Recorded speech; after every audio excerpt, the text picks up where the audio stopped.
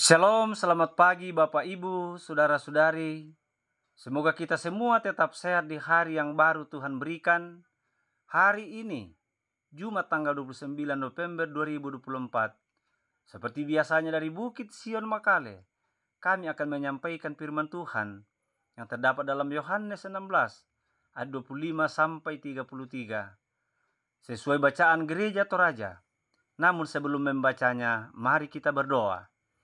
Ya Allah, ya Tuhan Bapa kami di dalam Yesus Kristus, terima kasih atas penyertaan-Mu kepada kami semua, sehingga kami boleh dibangunkan dengan tubuh yang kuat dan segar pagi ini. Namun sebelum kami melakukan tugas pekerjaan kami hari ini, kami akan rindu membaca dan merenungkan firman-Mu untuk mendasari seluruh aktivitas kami hari ini. Karena itu ya Roh Kudus, terangilah hati dan pikiran kami, agar kami boleh mengerti dan memahami firman-Mu ini. Ya Allah, berfirmanlah kepada kami, karena kami sudah siap sedia mendengarkan firman-Mu. Dalam nama Tuhan Yesus Kristus kami berdoa. Amin. Yohanes 16 ayat 25 sampai 33. Lembaga Alkitab memberikan judul perikop bacaan, Duka Cita yang mendahului kemenangan. Semuanya ini kukatakan kepadamu dengan kiasan. Akan tiba saatnya, aku tidak lagi berkata-kata kepadamu dengan kiasan, tetapi terus terang memberitakan Bapa kepadamu. Pada hari itu, kamu akan berdoa dalam namaku, dan tidak aku katakan kepadamu bahwa aku meminta bagimu kepada Bapa, sebab Bapa sendiri mengasihi kamu, karena kamu telah mengasihi aku dan percaya bahwa aku datang dari Allah. Aku datang dari Bapa dan aku datang ke dalam dunia. Aku meninggalkan dunia pula dan pergi kepada Bapa. Kata murid-muridnya, lihat, sekarang engkau terus terang berkata-kata dan engkau tidak memakai kiasan. Sekarang kami tahu bahwa engkau mengetahui segala sesuatu dan tidak perlu orang bertanya kepadamu. Karena itu, kami percaya bahwa engkau datang dari Allah. Jawab Yesus kepada mereka, percayakah kamu sekarang?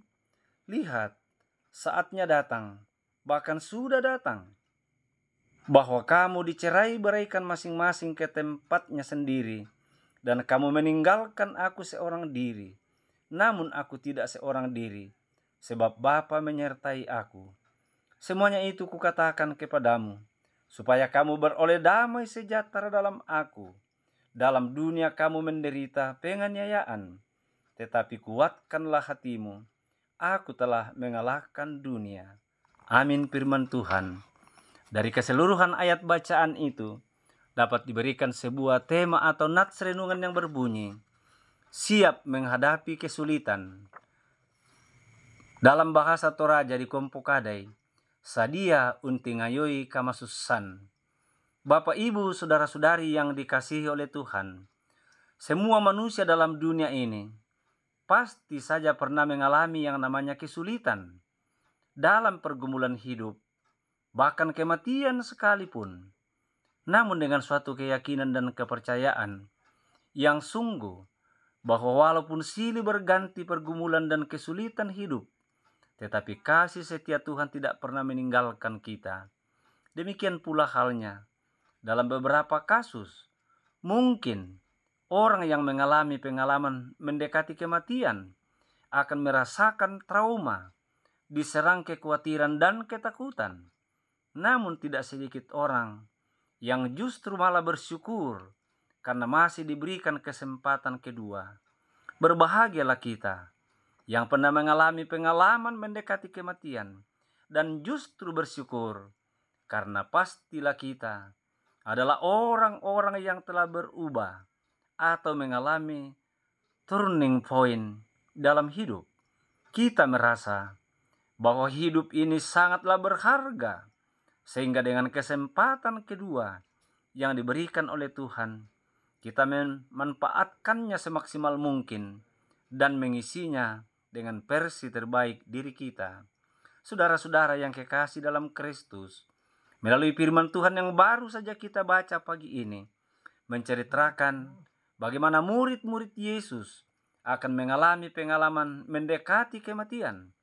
Namun bedanya dengan kita saat ini, pengalaman mendekati kematian itu sudah terlebih dahulu diberitahukan Tuhan Yesus. Walaupun banyak di antara murid Yesus yang tidak mengerti apa yang Tuhan Yesus katakan. Melalui perikop bacaan kita saat ini, Yesus mengatakan kepada murid-muridnya bahwa dirinya tidak akan lama lagi berada di antara mereka. Sesaat lagi, Yesus akan mengalami penderitaan dan kematian. Pada saat itulah, murid-murid Yesus akan tercerai-berai karena ketakutan. Ayat 32 bacaan kita tadi. Orang-orang percaya akan mengalami duka cita.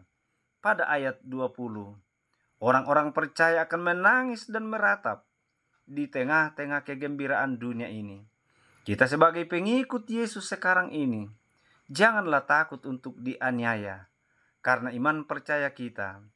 Namun setelah kesusahan, duka cita, ratap tangis, akan ada sukacita, kegembiraan dan damai sejahtera. Keadaan ini dipastikan terjadi karena Yesus telah bangkit dari kematian dan naik ke sorga. Yesus mengalahkan kuasa kematian. Dengan demikian, penderitaan seberat apapun tidak akan mampu mengalahkan kuasa keselamatan dari Allah di dalam Yesus Kristus. Oleh karena itu, saudara-saudaraku yang sama dikasihi oleh Yesus, marilah kita selalu tetap berpegang teguh kepada penguatan Yesus, sebagaimana yang disampaikan juga kepada murid-muridnya. Dalam ayat 33, Yesus memberikan penguatan kepada murid-muridnya.